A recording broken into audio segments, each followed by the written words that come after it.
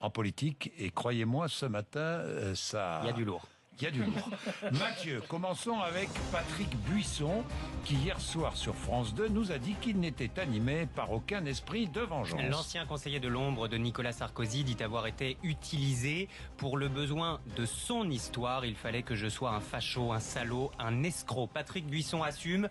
Oui, j'ai enregistré certaines réunions. C'était pour mieux remplir ma mission. Il fallait de la rigueur et de la précision.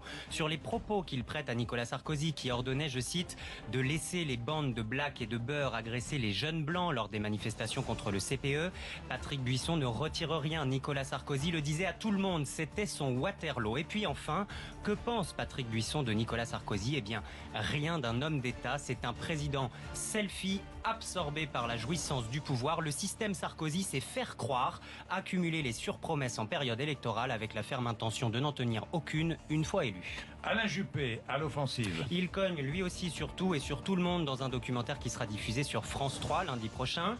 Fillon, c'est l'indécision, la difficulté à s'engager. Il a commis une erreur majeure en restant 5 ans à Matignon. Le maire n'est pas moderne, c'est une ambition froide. Et puis, chez Sarkozy, on aime l'énergie, cette façon qu'il a de vous toucher. Il vous prend physiquement, mais de l'autre côté, il y a l'excès, l'emballement et parfois le simplisme sur certaines idées. Quand Nicolas Sarkozy attaque le physique de François Hollande. Les propos sont rapportés dans Comment en est-on arrivé là, histoire d'un chaos politique, le livre de Michel Cotta, des propos tenus le 4 janvier 2015. Nicolas Sarkozy vient de rencontrer François Hollande à l'Élysée et il dit de lui, il est immonde, ses cheveux sont mal teints, il a l'air d'un ministre chinois, la graisse dégouline sous sa chemise et en dessous, il a des petites jambes d'enfant.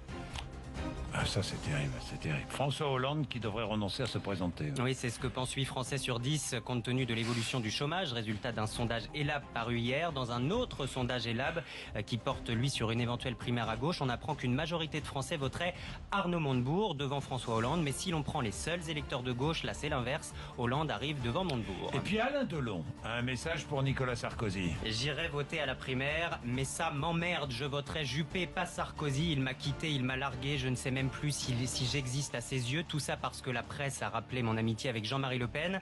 Aujourd'hui, je vote à droite, je ne vote pas FN, en tout cas pas pour le moment. Il est 7h20.